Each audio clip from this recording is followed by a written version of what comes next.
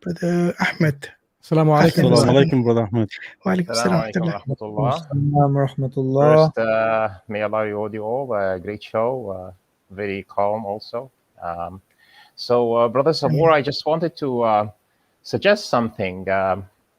You were saying, since the backdrop is naturalism, whether the philosophical part or the methodological part, they have no other alternative. Something like Darwinism will have to be, whether it is Darwinism or Lamarckism or whatever comes to the stage, it has to be something that just follows naturalism. Well, I have a little comment here. I have my channel, for example, had Dr. Tour there and had others, very renowned scientists. And the big trick there is that somebody like you or somebody who is deeply into the topic can show quite readily that the intellectual price of accepting these things is so high to the extent somebody who respects his own intellect and is honest with himself in pursuit of truth has to drop it. So it is not like, for example, like Dawkins says, it's like we just need one small miracle at the beginning of life so abiogenesis happens and then life will take care of it. No, you go on with somebody like Dr. Tour, and you need a myriad of miracles to have lipids. You need a myriad of miracles to have a cell membrane. You need a myriad of miracles to have a chirality. You need a myriad of miracles to have this or that. And then even if you get bacteria, you need myriad of miracles to go into eukaryotes. And you need then the same for flowers and the same for sexual reproduction. So you need a huge lot of things for just abiogenesis to happen, and then for evolution to happen at each and every single step.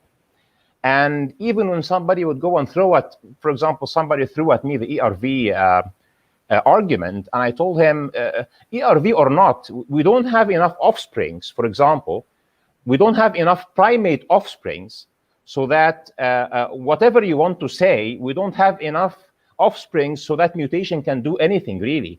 So you cannot appeal to homology, regardless what kind of homology you want to invoke. So I think it is with people with your knowledge and other scientists out there, unfortunately, there are so few people who understand this, who are willing to talk about it, to the extent I can only find, unfortunately, Christian scientists to come to my channel. Many Muslim scientists will talk to me privately and I tell them, guys, please come to the channel and say what you have. Microbiologists or forcedly evolutionary biologists don't believe it, but they say, if we come to your channel today while we don't have, for example, tenure, we will lose our career. So people like you, for example, who have a background in biology or philosophy of science, I think, yes, you are doing a great thing of talking about epistemology and the epistemic weight of this, but I have seen people who are Muslims who do not understand those topics and who are really scared with the scientific consensus. People who are living in the West and even in the Arab world and Arabic or English speaking, who are really shaken by this, and they don't hear enough people who understand this thing, who explain the intellectual price, the huge intellectual price of accepting any of this rubbish. Even when I had, for example, a dialogue with Dr. Joshua Swamidass, and he was there advocating neutral theory, and he says, I know that Darwinian mechanism doesn't work, but maybe it's neutral theory. So I just confront him with this. Neutral theory will not explain novelty. It will explain coalescence related to mutations in the same species selecting from a variation that is already possible. So you cannot just keep throwing those things. You cannot just appeal to endosymbiosis, because endosymbiosis explains nothing. Just saying that mitochondria looks like a kind of bacteria, or that this or that can explain, for example, a chloroplast or mitochondria, which it doesn't explain the rest of the thing. So they would just go and show you a very small part of the tip of the iceberg and tell you that the rest is there. It's not there. Yeah. And I think that people who have great audience like yourself, who can show young Muslims and even old Muslims, I'm seeing people who are shaken with this over and over again. And the science explainers, I had a discussion with Aaron Ra, for example, and he told me, I will not talk to you anymore because when I give you something in the textbook, you reject it. He just said that. This was his final thing after 95 continuous posts, and after going to his show, and he says, if we discuss evolution, you need to concede first that if I tell you that this is in a textbook, in a university textbook, that you need to accept it. And this is not an argument. if the whole thing that you have that it's in a textbook, is that it? And I have seen even that this is not only applicable to evolution. When you see that the nonsense of, for example, the creation of the universe and this, then you find that abiogenesis over evolution is one is abiogenesis appeals to chemical chance or to panspermia or to whatever nonsense. Evolution appeals to random mutation, which explains nothing in the search space of proteins. And then you find origin of the universe, for example, appealing to quantum fluctuations or some other kind of nonsense, or multiverses or whatever. All of them, when somebody goes in and explains the huge intellectual price for somebody who is shaken by naturalism, you are giving them this. What is the intellectual price of accepting God? A very simple, straightforward explanation, very clear teleology needs, very clear design points to a creator. Or that you appeal to these crazy things of quantum fluctuations and then nonsense like inflation and then nonsense like, you know, a strike of lightning, which doesn't prove anything, and this and that and this. The intellectual price of accepting God is so intuitive and so easy to accept because it is very relevant to our experience, versus the other nonsense is a very high intellectual price. The only problem with it is that if you are in the field, you'll be kicked out, which is only applicable to a very small amount of people. So, barakallahu feek, and really you're doing a great job with explaining the epistemic weight of this and that. But really, I'm seeing so many people, it brings tears to somebody's eyes and breaks the heart to see so many people who are so shaken by the fake scientific consensus, because it's just like, I'm not sure if it's Brother Hashim or Brother Mansur is saying, everybody in the room has already been filtered by the guard outside, right? There's a bully outside who doesn't let those guys in the room. And then they would say, nobody has seen like expelled or no intelligence allowed. Very few people see these things. But when you go, somebody like you, I've seen one of your lectures, very nice one about the epistemic value of Darwinism, etc. And then somebody can talk about the epistemic value of, I don't know, multiverse or this and that. But we need also to talk about the intellectual price of accepting this nonsense, and to show people of faith that those who accept this nonsense, forget the hard atheists. Those are, you know, stubborn as a rock, and they will eventually tell you complete nonsense, and he'll tell you it's in the book. But you have all the agnostics. You have all the Muslims who are shaken. You have all the Muslims who are burdened with, you know, sin and feeling, you know, problem with their own existential questions, etc., who sometimes find, okay, maybe there is not God, okay, as an easy way. You need to show them that, no, watch out, you're paying a very great price. I will not let you sleep at night because you cannot be comfortable with this intellectual price. Because the real deal here is that God is the real answer, and God is the most straightforward thing. And then you have now accepted God. Let's now look at what is his final message, and let's now look at the epistemic weight of this or that religion, and whether each religion is self-consistent or non-contradictory, or according to philosophy, or according to historicity, or whatever you would like. But let's first agree that God is the best explanation. If naturalism and methodological naturalism and the philosophy of science is at the end of the day about the best explanation, as you have rightly said, we cannot say, according to naturalism, the best explanation would be Darwinism, because naturalism itself is not the best explanation. Yes, not yet. No. If you accept naturalism, you have essentially sold out your mind. You have accepted to be as stupid as the rock that you claim humans be.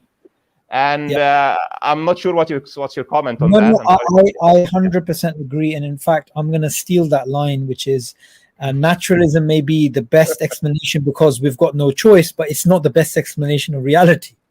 I just want to highlight, Brother Ahmed has a very good YouTube channel. He emailed me about it. And also, just because it's very important, James Tor previously we had the analogy of being in a room and different scientists. If there was a conference of Darwinists who are dealing with abiogenesis and the beginning of life, James Tour would be like the Mike Tyson of this.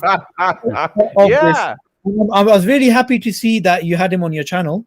Yeah. And he definitely rattles people and makes people understand the intellectual prices, you said, of this accepting it. But definitely I agree. I mean, I don't disagree with what you're saying. You're basically saying that you can't just accept it as the state of being. Eventually you will have to take on the king. You'll have to take on naturalism as a thing. Absolutely. And I don't deny that, which is why I changed my stance on intelligent design.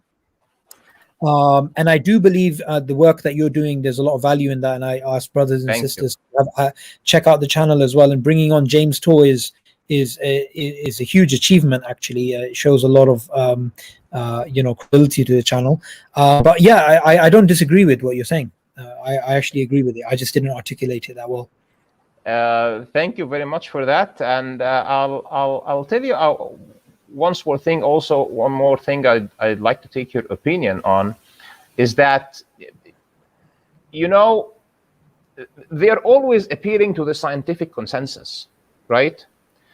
And something that I typically do on my channel is that I would say an argument and then I put a myriad of references. And there is no scientific consensus. It's a lie. There is no scientific consensus.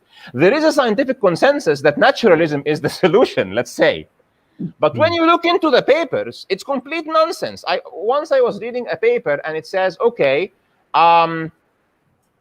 it's like it's arguing for RNA world hypothesis, and it says if it's this or that, it was talking about autocatalysis, and it's okay, and it's talking about an RNA thing like self-replicates just 14 nucleotides or something, and it says it's not enough because it's just complete small piece of it, but towards the end of the paper, it says, and if this does not prove to be good enough evidence for RNA hypothesis, then we might as well consider this and that.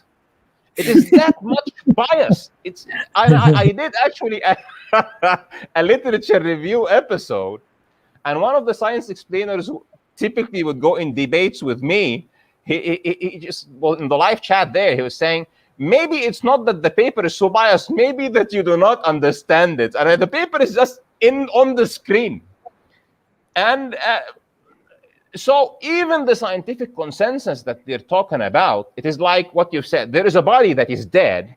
Yes, we can agree that the guy died, but this is not the question. The question is who killed him, right? Yeah. So we agree that there was only, dust and sand and minerals, and then that there were bacteria. Now, this is not the question that non-life came into life. The question is who did it?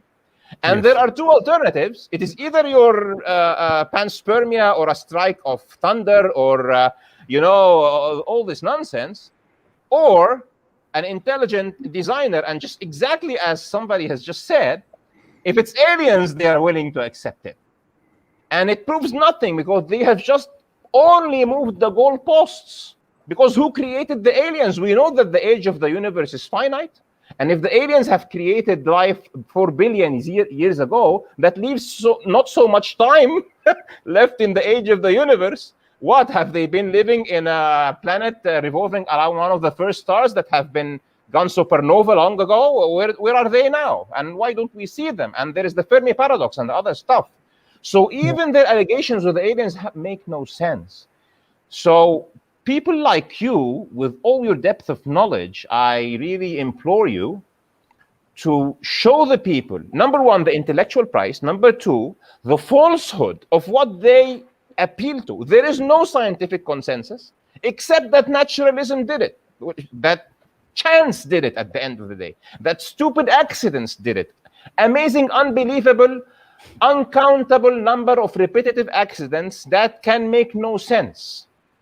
And one evolutionary biologist in one debate, he told me, okay, if it's not evolution, what would it be? You want me to believe in God? When did he do it? I told him he did it for the whole 3.8 billion years. Who said he disengaged? is it more reasonable to accept that God has never disengaged for his creation, or that your unbelievable random mutations are causing, against all the odds, all the time, all those changes? It doesn't make sense. Which one makes more sense? So, sorry for taking... no worries. I mean, thank you for... It reminds me of the surah in Surah Fussilat, where Allah is actually showing them the signs in the horizons and within themselves. So this is for them to reflect that where did all this come from? But they want to remove God from the equation. That is their main purpose. So regardless of all that research, all that hard work, to give them credit, actually, they are the ones who do all this research. So they are the ones who go deep diving in the seas, go into space and everything. And every time I see these nature programs, it makes my faith even stronger. Yes, because Allah tells us in the Quran that these are the signs for us to reflect. And alhamdulillah, it makes our, I always say, alhamdulillah ala ni'mat al-Islam, because Allah made them as a medium for us to strengthen our iman. I would add one more ayah before I go, which I always see when discussing with those people. It strikes me, even on the looks on their faces. It is, وَإِذَا ذُكِرَ اللَّهُ وَحْدَهُ اشْمَأَزَّتْ قُلُوبُ الَّذِينَ لَا يُؤْمِنُونَ بِالْآخِرَةِ وَإِذَا ذُكِرَ الَّذِينَ مِن دُونِهِ إِذَا هُمْ يَسْتَبْشِرُونَ. And if Allah is mentioned alone,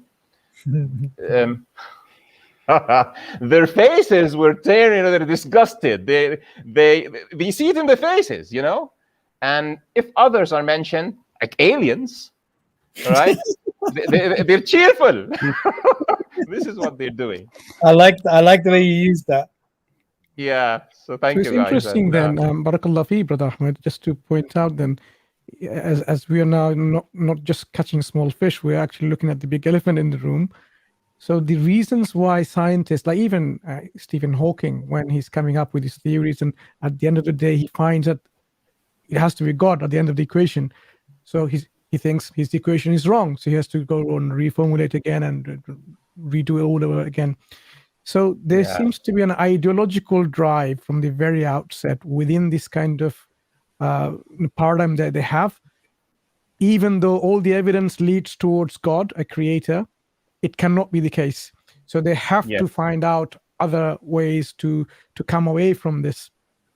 What is the drive for this is something what I think as Duat we need to look into, because if we can target this particular disease of the heart or the mind, that's the solution to this problem. It's not about explaining, all the science behind everything, because it's not the science that they're fighting. They're actually fighting something that they know it's leading towards, but they don't want to accept it.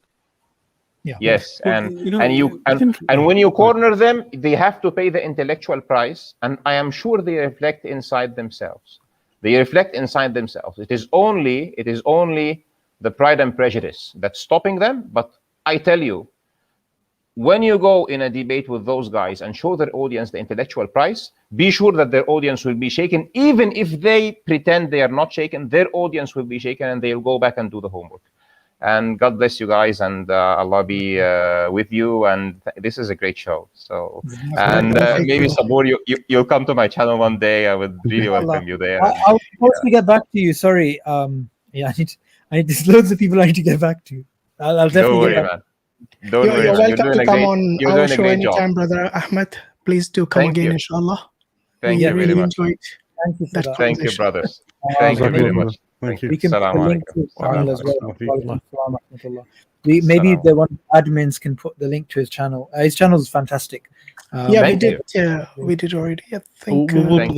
We'll put the link up again, inshallah. Inshallah. Barakallah. Assalamu alaikum.